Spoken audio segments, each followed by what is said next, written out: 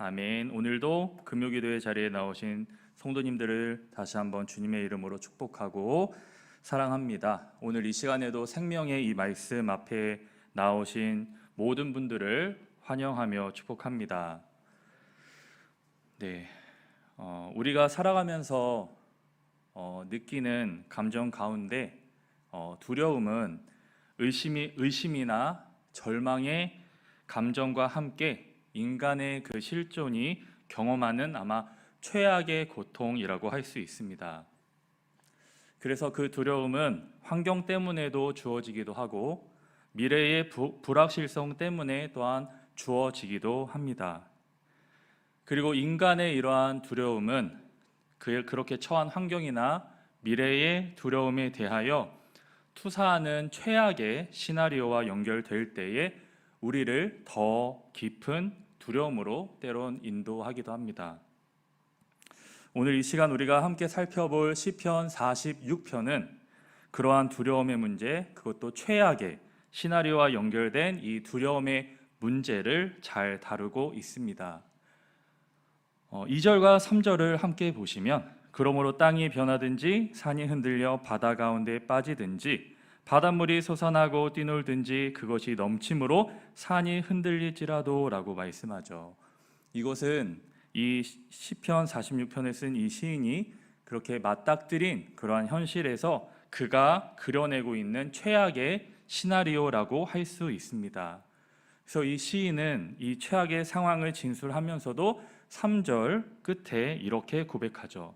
우리는 두려워하지 아니하리로다. 오늘 우리가 지금 이 시편을 함께 상고하고 있는 중요한 이유가 바로 여기에 있습니다.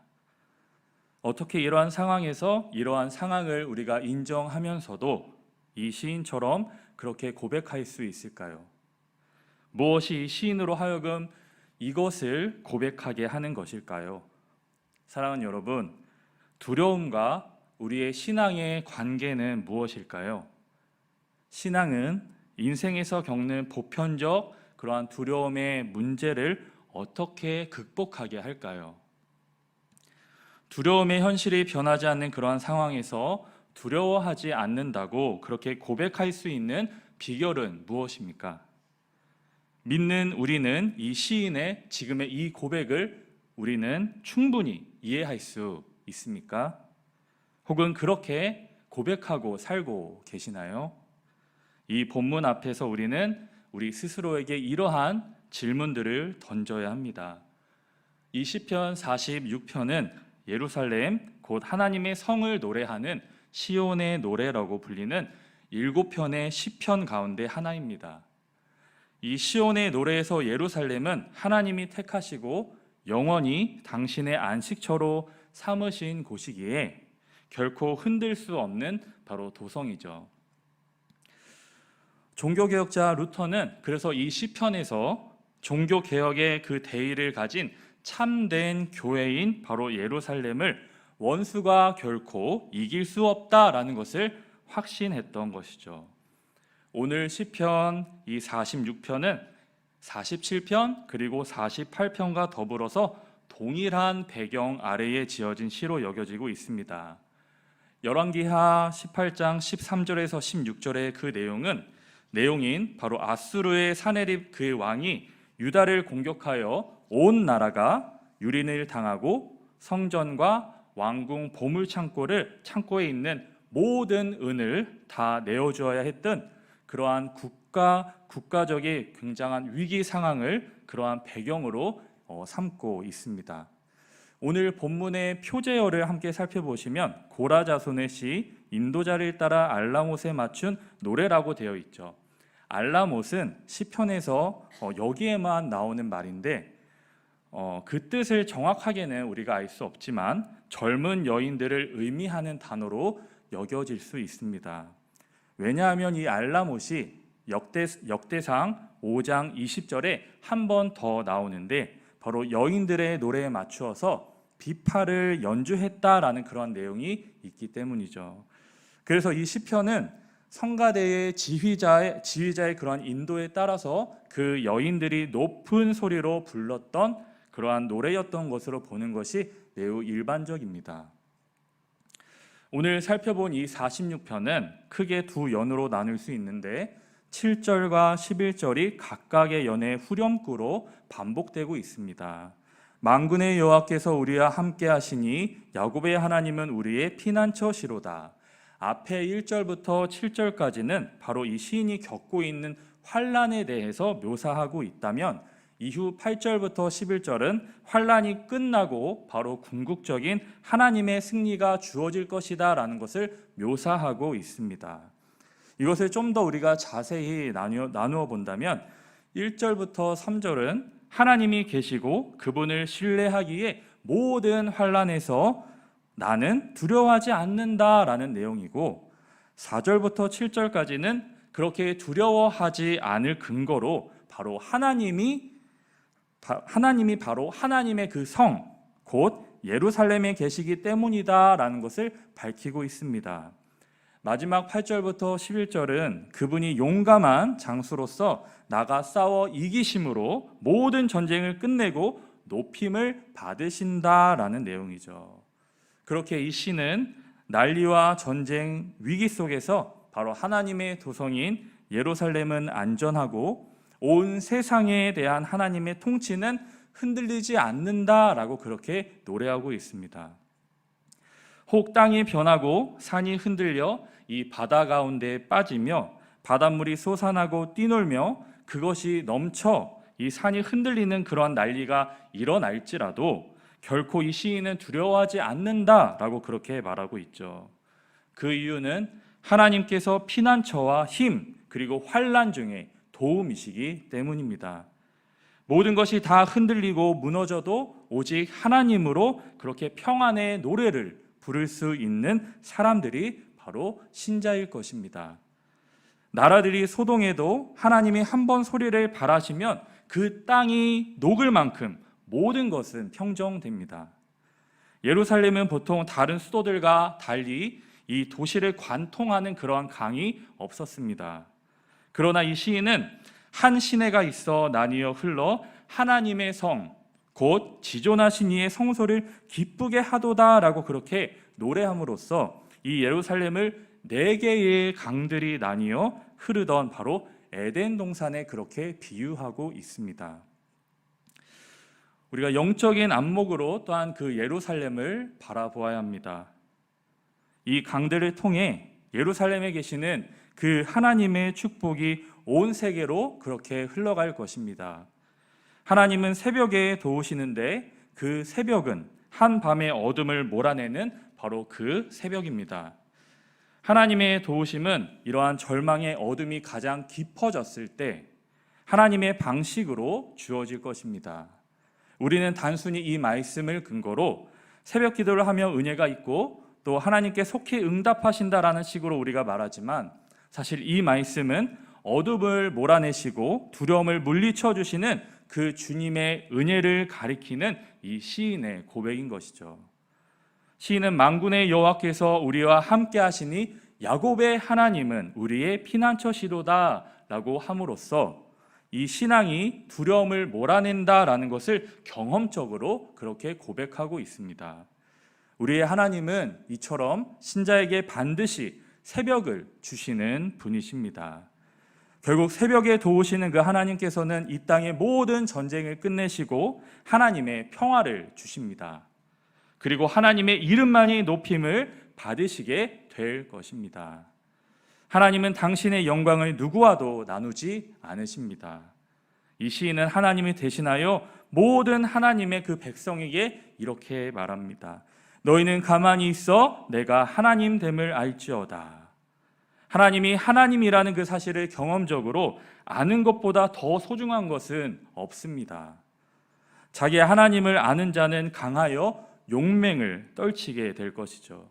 그는 모든 위기 상황에서 11절의 말씀처럼 만군의 여호와께서 우리와 함께 하시니 야곱의 하나님은 우리의 피난처시로다 라고 그렇게 고백하고 그렇게 선언하는 사람입니다. 사랑하는 여러분, 이 시인은 하나님이 피난처가 되신다라고 그렇게 노래하고 있습니다. 피난처가 무엇일까요? 피난처는 비바람의 위험을 피할 수 있는 곳이나 산에서 만나는 그러한 위험을 피하는 장소라는 의미입니다. 그런데 하나님은 나의 피난처라고 말하지 않고 우리의 피난처라고 그렇게 고백합니다.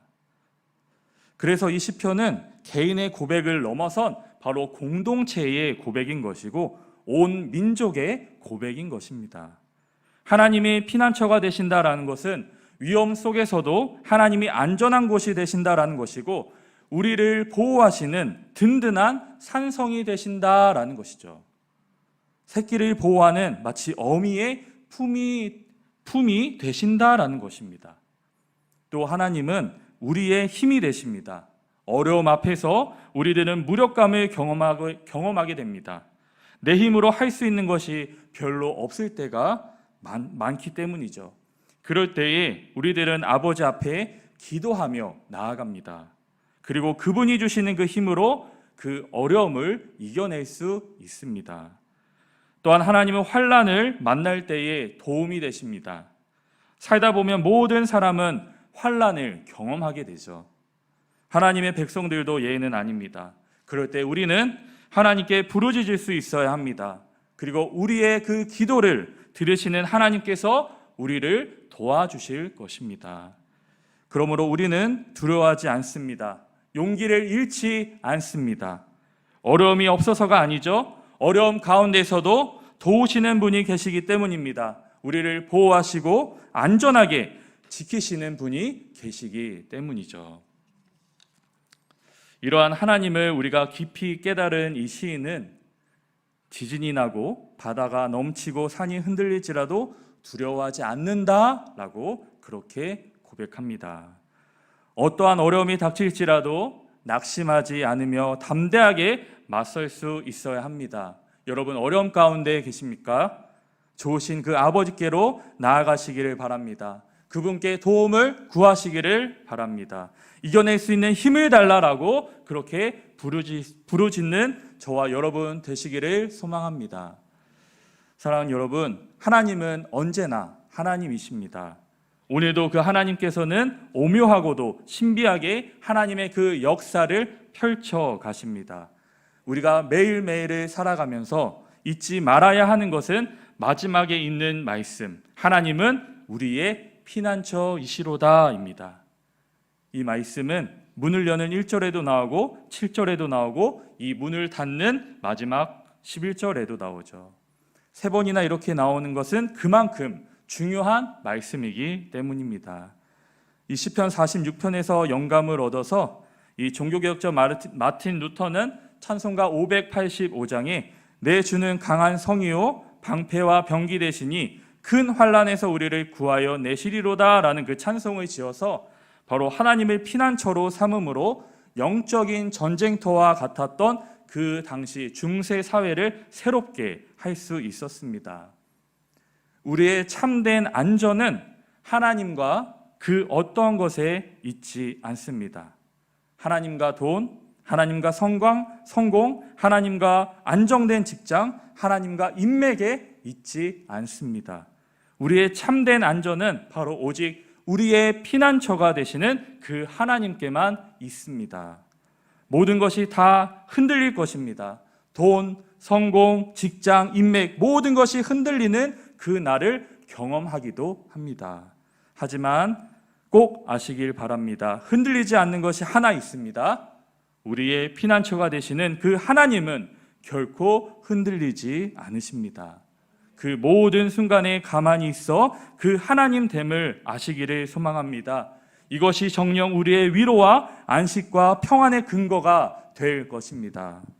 피난처가 되시는 그 주님, 우리를 환난에서 구해 주옵소서, 우리에게 힘을 주시고 도와주옵소서라고 이 시간 함께 하나님 앞에 기도하며 나아갈 수 있는 저와 우리 성도님들 되시기를 주님의 이름으로 축복하고 환영합니다.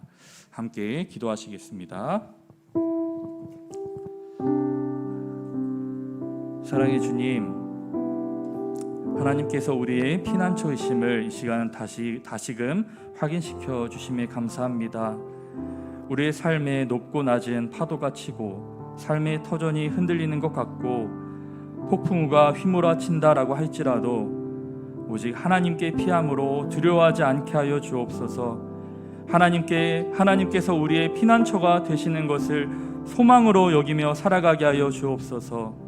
우리의 일생 동안 우리의 입만이 아닌 손과 발로 하나님의 되심을 드러내는데 헌신하게 하여 주옵소서.